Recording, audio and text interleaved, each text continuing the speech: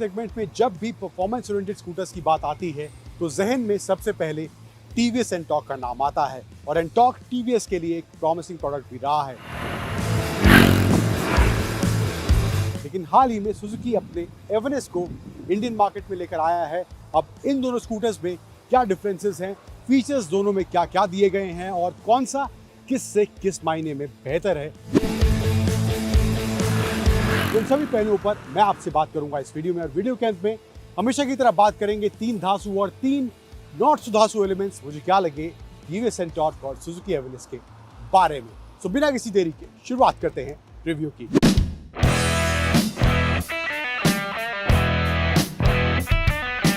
पहले इन दोनों स्कूटर्स के डिजाइन एलिमेंट्स और फीचर एलिमेंट की बात कर लेते हैं। शुरुआत करते हैं फ्रंट से। पहले बता देता हूँ आपको, ये जो है एंटॉर्क का रेस एक्सपी वर्जन है एंड ये जो एवनेस का है रेस एडिशन वर्जन है। तो इन दोनों को कंपेयर करने वाले हैं। डिज़ाइन की बात करें, फ्रंट डिज़ाइन की तो वो स्पोर्टी शार्प लाइंस जैसे कि हमें एंटॉर्क में देखने को मिलती थी, तो एवनेस में भी वैसा ही कुछ डिज़ाइन लैंग्वेज सुजुकी ने यूज़ किया है। अब कंपटीशन उससे है तो वैसे ही कुछ डिज़ाइन इस एवनेस में देखने को मिलती है। यहाँ पर इसके एलईडी हेडलाइट्स दिए गए हैं विद डीआरएल, साइड में डीआरएल दिए गए हैं एंड यहाँ पर पियानो ब्लैक और ब्लू कलर का ये कॉम्बिनेशन इस कलर में देखने को मिल रहा है। एवनेस की बैजिंग फ्रंट में दी गई है। फिर जो इसके इंडिकेटर्स हैं वो इसके हैंडल बार में ही इंटीग्रेटेड करे गए हैं एंड यहाँ पर हेलोजन बल्ब का इस्तेमाल करा गया है, यहाँ पर एलईडी नहीं है। फिर एंटॉर्क की बात करें तो ये थोड़ा सा कॉम्पैक्ट फ्रंट डिज़ाइन में देखने को लगेगा एंड एवनेस का जो डिज़ाइन है फ्रंट का वो थोड़ा सा चौड़ा आपको एंटॉर्क के मुकाबले देखने को मिलेगा।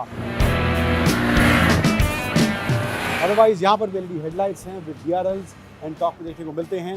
एंटॉर्क की बैजिंग है एंड यहाँ पर इसमें ये आरटीएफआई की बैजिंग फ्रंट में देखने को मिलती है। ये इसका रेस एक्सपी वर्जन एंटॉर्क का है एंड स्मार्ट एक्सनेट की बैजिंग यहाँ पर दी गई है एंड इंडिकेटर्स सेम एज एवनेस इसके हैंडल बार में ही यहाँ पर दिए गए हैं जो कि हेलोजन बल्ब के साथ आते हैं। साइड प्रोफाइल की बात करें तो यहाँ पर डिज़ाइन लैंग्वेज वही शार्प लाइंस, स्पोर्टी एलिमेंट दोनों में ही साइड प्रोफाइल में देखने को मिलता है। यहाँ पर एंटॉर्क में 125 रेस एक्सपी की बैजिंग दी गई है एंड नीचे भी यहाँ पर एक टीवीएस रेसिंग की बैजिंग दी गई है। थोड़ा सा कार्बन फाइबर एलिमेंट नहीं है बट यहाँ पर डिज़ाइन के तौर पर दिखाने की कोशिश यहाँ पर टीवीएस ने इसके एंटॉर्क में करी है। देन एंटॉर्क 125 की बैजिंग यहाँ पर है एंड रेस की बैजिंग, ये स्टिकरिंग ग्राफिक्स यहाँ पर देखने को मिलते हैं। वहीं एवनेस में ये इसका रेस एडिशन है तो इसमें एक्स्ट्रा की स्टिकरिंग यहाँ पर देखने को मिलती है एंड सुजुकी की बैजिंग है पीछे एंड एवनेस का बड़ा सा लोगो इसकी साइड प्रोफाइल में देखने को मिलता है एंड नीचे सुजुकी की बैजिंग भी दी गई है इस एवनेस में। इसके अलावा साइड से वही स्पोर्टी और एग्रेसिव डिज़ाइन वाला फील दोनों ही स्कूटर से मुझे देखने को मिल रहा है। हालांकि कलर वाइज अगर मैं प्रेफर करूँ तो कलर कॉम्बिनेशन मुझे एंटॉर्क का थोड़ा बेटर एवनेस के मुकाबले अभी फिलहाल लग रहा है। रियर प्रोफाइल की बात करें, यहाँ पर टेल लाइट्स जो हैं वो एलईडी हैं, इंडिकेटर्स दिए गए हैं। इंडिकेटर्स में हेलोजन बल्ब का इस्तेमाल है सेम एज फ्रंट एंड यहाँ पर भी एवनेस में टेल लाइट्स जो हैं एलईडी हैं एंड इंडिकेटर्स में हेलोजन बल्ब का इस्तेमाल देखने को मिलता है। बट रियर डिज़ाइन में एंटॉर्क थोड़ा सा मुझे 20 इस रियर प्रोफाइल के डिज़ाइन के हिसाब से देखने में लग रहा है। अब बात कर लेते हैं इनके कुछ फीचर्स की। स्पेस प्रैक्टिकलिटी कैसी है दोनों स्कूटर्स में, बात करते हैं पहले एंटॉर्क की।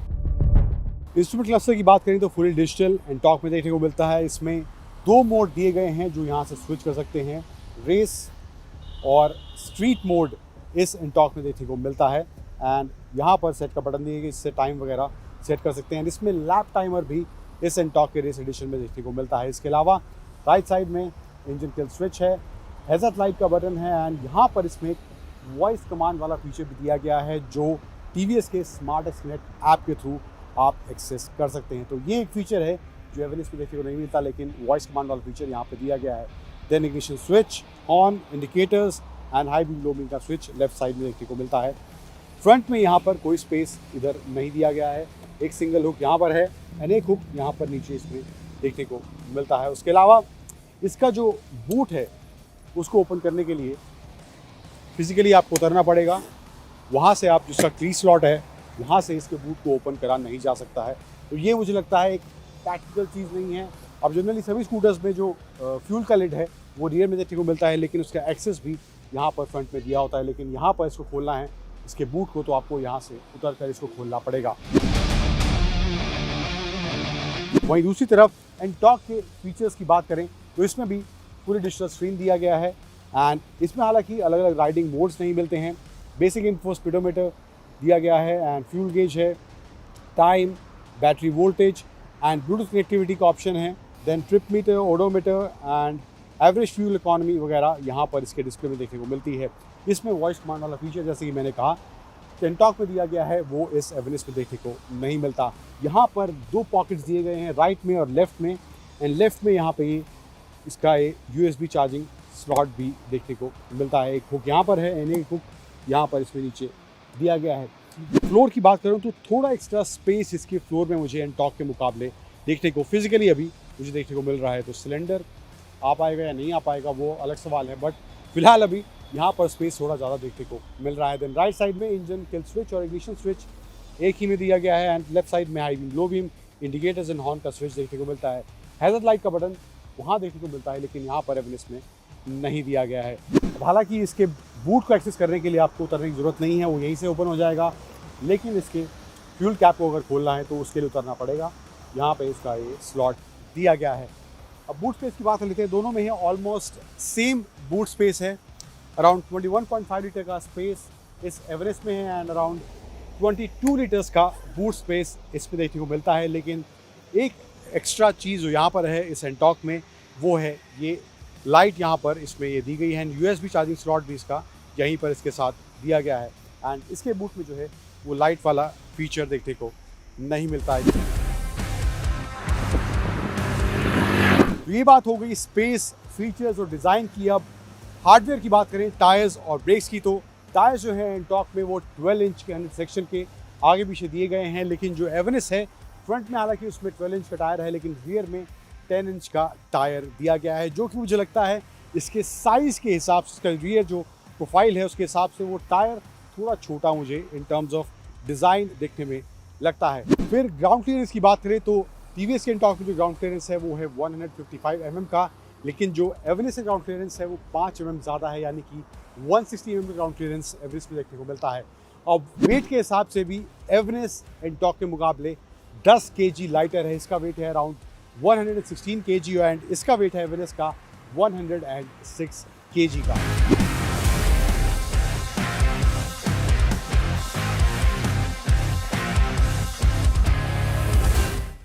ये इसके फीचर्स, इनके डिज़ाइन, इनके स्पेस की बात हो गई। अब ये दोनों ही रेस XP और रेस एडिशन इन दोनों स्कूटर्स के हैं। कौन सा इन टर्म्स ऑफ परफॉर्मेंस एक से बेहतर है, कौन सा बेटर परफॉर्मर है, अब बात करते हैं उसकी।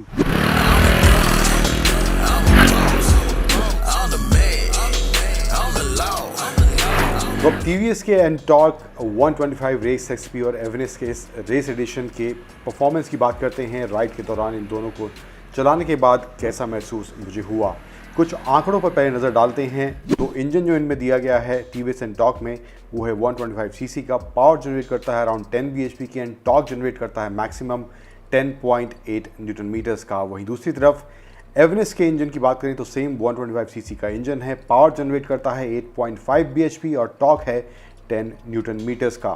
फिर डायमेंशंस की बात करें तो सुजुकी का एवेनिस जो है इन टर्म्स ऑफ लेंथ थोड़ा सा बड़ा है TVS के एंटॉर्क से। विड्थ की बात करें दोनों ही स्कूटर्स में वो सेम है, हाइट थोड़ा सा एवेनिस का ज़्यादा है एंड व्हील बेस थोड़ा TVS एंटॉर्क का ज़्यादा देखने को मिलता है। ग्राउंड क्लियरेंस की बात हम कर चुके हैं। फ्यूल टैंक कैपेसिटी जो है 5.8 लीटर की एंटॉर्क में है एंड 5.2 लीटर्स की सुजुकी एवेनिस में देखने को मिलती है। अब राइड परफॉर्मेंस की बात करें तो शुरुआत में जो इनिशियल एक्सपीरियंस, इनिशियल इंप्रेशन है दोनों स्कूटर्स का, हालांकि वेट जो है एवेनिस का अराउंड 10 kg एंटॉर्क के मुकाबले कम है, तो वो शुरुआत में जो पिकअप है या एक्सेलरेशन है वो थोड़ा बेटर एवेनिस में देखने को मिलता है and that is majorly because of the light weight. जो 10 kg वेट एवेनिस का कम है उसकी वजह से थोड़ा बेटर एक्सेलरेशन स्टार्टिंग में एवेनिस में देखने को मिलता है। अदरवाइज पावर के हिसाब से एंटॉर्क का भी पावर काफ़ी अच्छा राइड के दौरान मुझे देखने को मिला एंड वहाँ पर एवेनिस से वो थोड़ा बेहतर दिखाई देता है।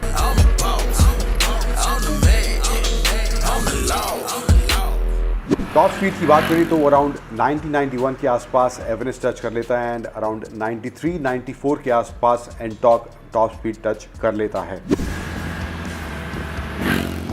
अब दोनों स्कूटर्स के पावर और टॉर्क के आंकड़ों में 19-20 का ही फर्क है, बहुत ज़्यादा फर्क नहीं है, लेकिन इन terms of initial acceleration Everest थोड़ा बेटर है एंड एंटॉर्क एक बेटर पावर डिलीवरी बाद में स्कूटर में देना शुरू करता है। तो वो इन दोनों स्कूटर्स में राइड के दौरान मुझे देखने को मिला। इसके अलावा हैंडलिंग की बात करें तो वहाँ पर मुझे एंटॉर्क थोड़ा बेटर महसूस हुआ एवेरेस्ट के मुकाबले and that is also because कि जो एंटॉर्क में है रियर में जो टायर दिया गया है वो 12 इंच का है एंड उसका वेट थोड़ा ज़्यादा बैलेंस महसूस होता है राइड के दौरान compare to Suzuki Everest. Comfort की बात करें, सस्पेंशन सेटअप जो दिया गया है फ्रंट में टेलीस्कोपिक फोक्स है दोनों में एंड रियर में कॉइल स्प्रिंग है एंटॉर्क में और स्विंग आर्म रियर में सुजुकी एवेरेस्ट में देखने को मिलता है। कंफर्ट के हिसाब से मुझे लगता है थोड़ा better comfort, overall seat comfort, suspension setup, जब थोड़ी तेज़ रफ्तार में आप चला रहे हैं, अचानक बम्प्स आते हैं या ब्रेकर्स आते हैं तो वहाँ पर slightly better comfort Suzuki Everest में देखने को मिलता है। देन ब्रेकिंग की बात करें तो ब्रेकिंग भी दोनों ही स्कूटर में प्रिसाइज है, कॉम्बी ब्रेकिंग सिस्टम या सिंक्रोनाइज ब्रेकिंग सिस्टम जो भी आप कहना चाहते हैं दोनों ही स्कूटर्स में देखने को मिलता है।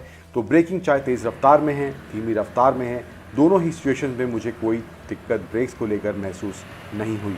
फिर एंटॉर्क में जो अलग अलग मोड दिए गए हैं, स्ट्रीट और रेस मोड, जो कि एवेरेस्ट में देखने को नहीं मिलते, हालांकि उन दोनों मोड में बहुत ज़्यादा डिफरेंस देखने को नहीं मिलता है, बहुत ही स्लाइट डिफरेंस अगर आप ध्यान से नोटिस करेंगे, बट इसके अलावा बहुत major difference in terms of performance अलग अलग मोड में अगर आप चला रहे हैं तो महसूस नहीं होगा, बहुत ही स्लाइट डिफरेंस है।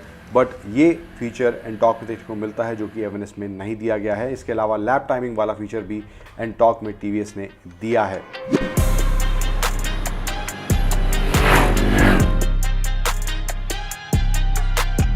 अब बात करते हैं धांसू और नॉट्स धांसू एलिमेंट्स इन दोनों स्कूटर्स के बारे में मुझे क्या लगे। तो पहले बात करते हैं कुछ एलिमेंट्स जो कि मुझे एवेरेस्ट में बेटर लगे हैं।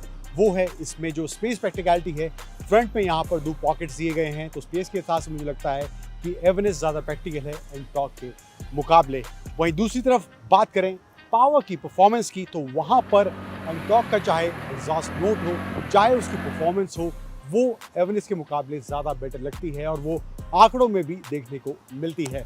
फिर तीसरा धांसू नॉट्स धांसू एलिमेंट जो मुझे लगा है इन दोनों के बारे में, फीचर्स जो हैं ज़्यादा एंटॉर्क में देखने को मिलते हैं एवेरेस्ट के मुकाबले। तो अगर आपको ज़्यादा फीचर्स चाहिए तो वहाँ पर एंटॉर्क एक बेटर ऑप्शन है। फिर चौथा और फाइनल नॉट्स धांसू या धांसू एलिमेंट जो मुझे लगता है वो है डिज़ाइन के बारे में। एंटॉर्क का डिज़ाइन भी काफ़ी अच्छा है, स्पोर्टी है एंड ये प्रूवन स्कूटर ऑलरेडी है इस सेगमेंट में। लेकिन वहीं दूसरी तरफ एवेरेस्ट के डिज़ाइन में थोड़ा सा एक्स्ट्रा स्पोर्टी एलिमेंट, स्पेशली जो शार्प एजेस हैं फ्रंट में, वहाँ पर मुझे लगता है थोड़ा better in terms of design Everest Ntorq के मुकाबले लगता है।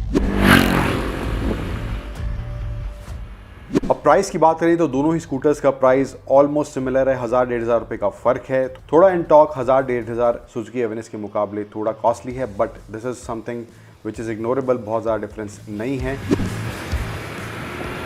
तो मेरे हिसाब से कंक्लूजन की बात करूँ दोनों स्कूटर्स को राइड करने के बाद जो मुझे महसूस हुआ है, मुझे लगता है सुजुकी एवेरेस्ट थोड़ा बेटर स्टार्टिंग में राइड के दौरान महसूस होता है। तो अगर आप थोड़ा बेटर एक्सेलरेशन देखना चाहते हैं, एंटॉर्क ऑलरेडी एक प्रूवन स्कूटर है इस सेगमेंट में, 125 सीसी परफॉर्मेंस ओरिएंटेड जो स्कूटर्स हैं वहाँ पर एंटॉर्क काफ़ी समय से मौजूद है और अच्छा भी टीवीएस के लिए परफॉर्म करता आया है। लेकिन सुजुकी एवेरेस्ट एक नए ऑप्शन के तौर पर इस सेगमेंट में एंट्री ले चुका है। तो अगर आप बेटर स्टार्टिंग में जो एक्सेलरेशन होता है वो एक्सपेक्ट करते हैं अपने स्कूटर से और थोड़ा बेटर कंफर्ट भी एक्सपेक्ट करते हैं और साथ ही साथ प्रैक्टिकल स्पेस अपने स्कूटर में थोड़ा बेहतर, थोड़ा ज़्यादा एक्सपेक्ट करते हैं, तो वहाँ पर मुझे लगता है सुजुकी का एवेरेस्ट एक बेटर ऑप्शन आपके लिए ज़रूर बन सकता है। वहीं दूसरी तरफ टीवीएस का एंटॉर्क इन टर्म्स ऑफ परफॉर्मेंस काफ़ी अच्छा है और कुछ एक्स्ट्रा फीचर्स भी एवेरेस्ट के मुकाबले एंटॉर्क में देखने को मिलते हैं और एंटॉर्क के पास एक प्रूवन प्रोडक्ट वाली एडवांटेज भी है। तो इन मायनों में अगर आप एक्सपेक्ट कर रहे हैं तो मुझे लगता है वहाँ पर टीवीएस का एंटॉर्क भी आपके लिए एक बेटर ऑप्शन ज़रूर बन सकता है।